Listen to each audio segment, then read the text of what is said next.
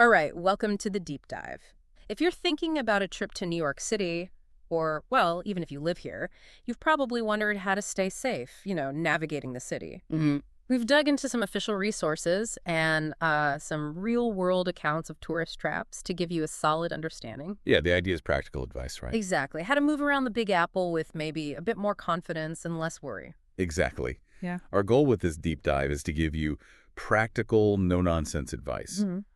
We're not trying to paint some scary picture here, Yeah, no. but really just equip you with the knowledge to have a fantastic and, secure experience exploring everything NYC has to offer. Right. Today, we're pulling info from nyc.gov, specifically their NYC 3 with a Ben service Hmm. and the Ready New York Emergency Guide, plus insights from a pretty recent YouTube investigation into common scams. Okay, so let's get right into it. General safety tips first. Sounds good. A great place to start, and something the city itself recommends, is getting familiar with NYC 311. That's right. NYC 311, you can see it on their website. It's your official go-to for pretty much any non-emergency city info. Like reporting something? Or questions about services? Yeah, exactly. Yeah. It's actually a really useful resource to just keep in mind for all sorts of general inquiries. Okay.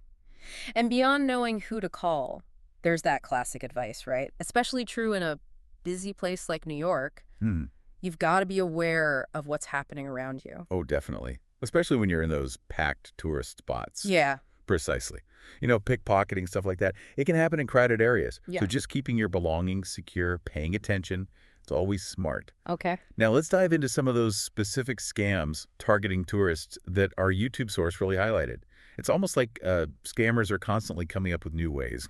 You're not kidding. The video we looked at, NYC's Worst Scams Exposed, Yeah. 2025 edition, it really shines a light on some inventive and, frankly, sometimes unsettling tactics. Yeah. Like one that seems pretty common right now is the fake merchandise thing, especially knockoff Apple products. AirPods Pro, AirPods Max. What's fascinating, or maybe disturbing, is just how widespread this is. The video host talks about seeing these fake electronics, not just, on Canal Street. The usual spot. Right, but even in parts of Brooklyn that aren't huge tourist hubs. And they're sold way cheaper than retail, which should be a huge red flag. Mm-hmm. Too good to be true. Exactly. The quality is likely terrible, or they might not even work. They're playing on that desire for a bargain. Mm-hmm. Your excitement blinds you a bit. And the video makes a really key point. Almost always no refunds. Yep, no refunds. So you could be out like hundreds of bucks for junk. So the advice is pretty clear. Stick to actual stores or trusted websites for that stuff. Exactly. Another one to watch out for, especially if you're hanging out in Central Park, is what the video called the Central Park donation candy scam. Oh, that sounds kind of bad. Preying on generosity. Yeah, that's the angle. According to the video, groups of teens, often targeting women apparently, will ask for donations, like for a sports team. Okay. But here's the twist. Instead of cash, they ask for payment through apps like Zelle or Venmo, those mobile payment things. Yeah. Then they try to convince you to hand over your phone, maybe to type in their email or something for the transaction. Uh-oh. Uh-oh is right. What they actually do is transfer big chunks of money from your account. Wow. The video even mentioned like $4,000 being stolen from 4 people near Sheep's Meadow. It's a really serious thing. Hmm. The absolute most critical takeaway, the video stresses this. Never, ever hand your phone to a stranger. Doesn't matter how convincing they are. Right, it's like giving them the keys to your bank account. Totally. Yeah. And the video also points out a variation. Sometimes it's selling candy instead of asking for donations, but the scam is the same. Get the phone, get the money. Okay, that's a crucial warning. Good to know. Moving on, the video also talked about a scam that can hit you before you even get to New York, right?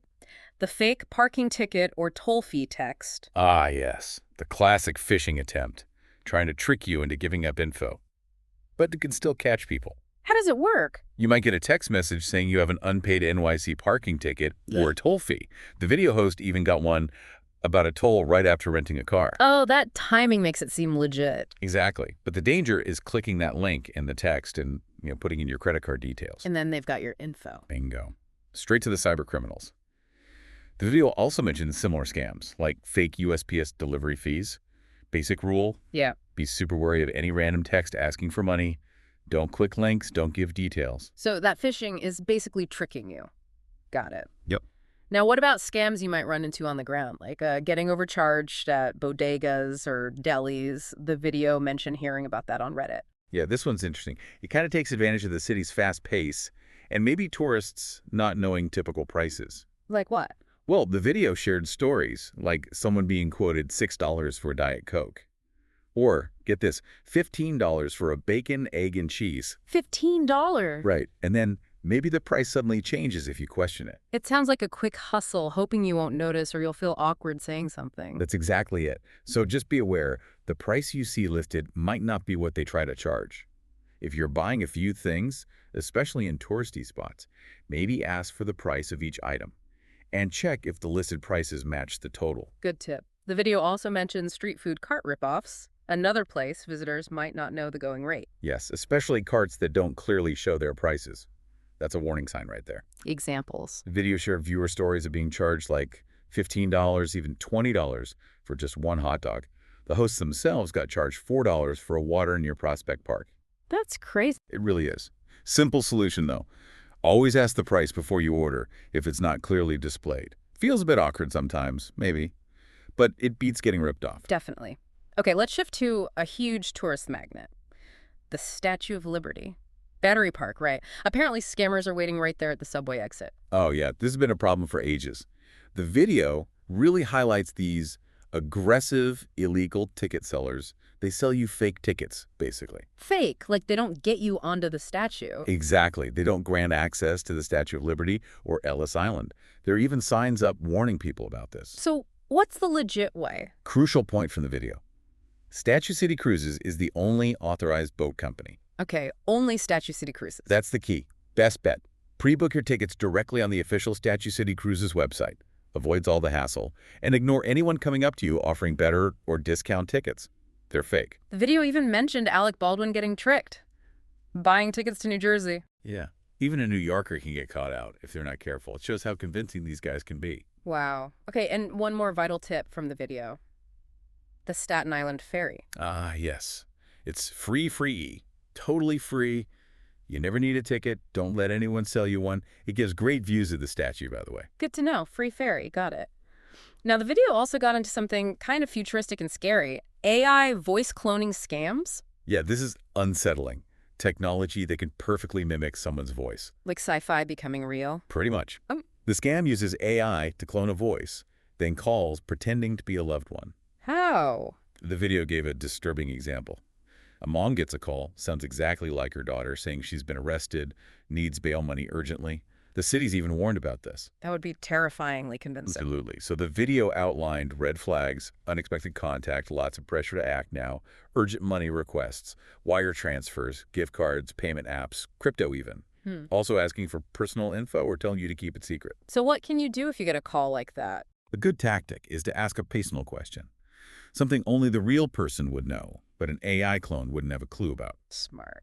Okay, let's talk getting around. Airport transportation, specifically JFK. Airports can feel vulnerable, really. Definitely. The video points out two main scams at JFK. First, don't accept rides from people approaching you outside the official taxi line, even if they offer a lower rate. Why not? They're unregistered, uninsured, big risk if anything happens. Stick to the official taxi line, or use known ride-sharing apps like Uber, Lyft, Revel, and book through the app. Right. And the second scam involves fake Uber drivers. Exactly. People holding fake Uber signs, trying to negotiate a high fare directly outside the app. Remember, real Ubers are only booked and confirmed through the app on your phone. Anyone else offering an Uber ride is not legit. Avoid them. Okay. The video then mentions the Times Square trifecta. Sounds like classic NYC scams. Yeah, these are some of the oldies but goodies, unfortunately still around in super busy Times Square. First up, fake monks. Fake monks. Yep. They come up kind of pushy, offer a bracelet or some trinket, then they show a fake guest book, maybe photos of a temple that doesn't exist, claim they're raising money, and aggressively ask for donations. What should you do? Simple advice. Just don't engage. Don't take anything they offer. Keep walking. Okay. Second part of the trifecta, CD guys. Heard about this one. These guys, often in groups, try to hand you a CE.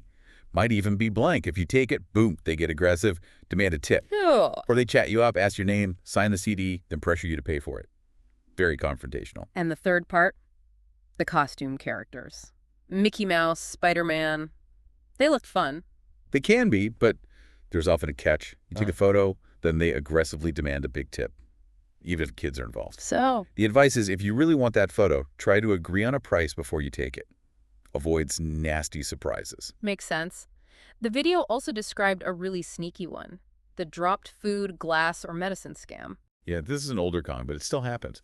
Someone bumps into you accidentally, then claims you made them drop and break something valuable, a bottle, medicine, And they demand money. right then and there. Or they might even try to walk you to an ATM. The video host shared stories, one with malt liquor, another with just French fries in the village. So what do you do? The advice was simple. Keep on walking. Don't engage. Don't apologize too much. Just move away. They're trying to intimidate you. They probably won't follow far. Okay. Another common one, especially near bus or train stations, the I need money hustle. You'll see people asking for money for specific reasons, right? Like needing cash to get to Buffalo or somewhere. Yeah. The video host points out you might see the same person the next day with a different story. Happens at the JFK Air train too. It's tough, but be cautious. The money probably isn't used, as they say. The video also highlighted a newer one, baby formula scam. This involves people outside stores, like bodegas, asking for money specifically for baby formula, claiming their child is sick. Tricky one, tugs at the heartstrings. It does. But again, the general advice, sadly, is to be wary of on-the-street cash requests, however genuine they might seem. Okay. And finally, the video mentioned classic street gambling, three-card Monte, shell games, like in old movies. You seem old-fashioned, right? But apparently they're back in some tourist spots, near Bryant Park, maybe. These games are always rigged. Always. Always. They often have accomplices pretending to win to lure you in, but they're designed so you can't win long-term. Best advice. Just don't play. Walk on by. Wow, okay. That's a lot of potential scams. Really highlights needing to be alert as a tourist. For sure. Now, let's switch gears slightly. General emergency preparedness. We looked at the Ready New York guide on nyc.gov. Safety isn't just avoiding scams, right? It's also being ready for unexpected stuff. Absolutely. Ready New York emphasizes 3 basic steps. Make a plan, gather supplies, and get informed. Let's start with making a plan, thinking ahead about how different emergencies might affect you. The guide mentions an emergency support network. What does that mean for a visitor? Even visiting, you can think of travel buddies, maybe trusted hotel staff, or friends, family nearby as a temporary network. People to connect with if things go sideways. Okay. And they recommend an out-of-area contact, someone not in NYC who can be a central point if local communication gets jammed. Makes a lot of sense. Someone unaffected, locally acting as a hub.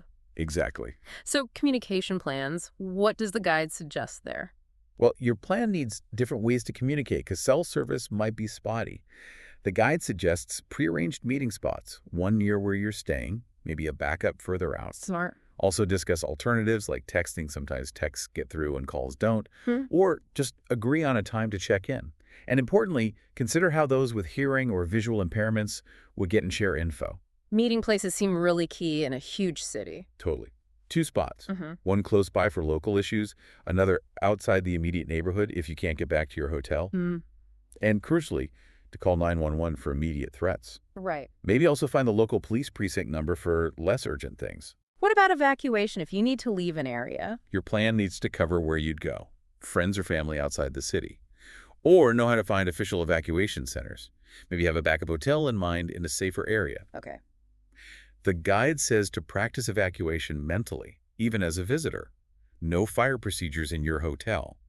Think about backup transport if subways shut down. And notify NYCRC, nyc.gov, or 301N, is great for transit alerts. The guide also mentioned hurricane evacuation zones. Probably not top of mind for most visitors. Right, but parts of the city are in zones at higher risk for storm flooding. You can check nyc.gov, know your zone, or call 311. If an order comes for your zone, you need to plan where to go, how to get there. And help is available for some. Yes, people with disabilities or access needs can register for evacuation help by calling 311. Okay, next step. Gather supplies. Ready New York talks about a go bag and an emergency supply kit. What's most relevant for tourists? The go bag is probably key for visitors.